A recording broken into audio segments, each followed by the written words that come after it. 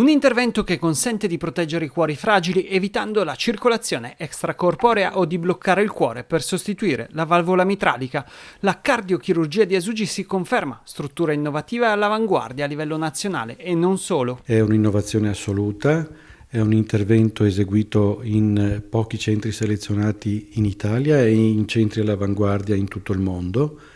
I casi sono poche decine in Italia e si tratta dell'impianto di una protesi mitralica autoespandibile all'interno della valvola mitrale malata del paziente,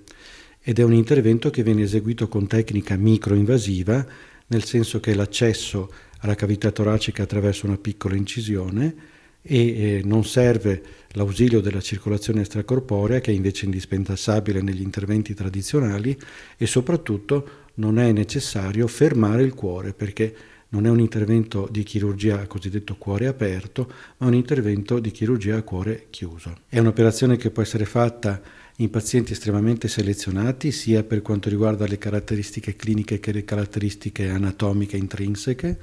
e riguarda pazienti solitamente affetti da cardiomiopatia o pazienti nei quali è assolutamente controindicata la circolazione extracorporea e l'arresto cardiaco cardioplegico.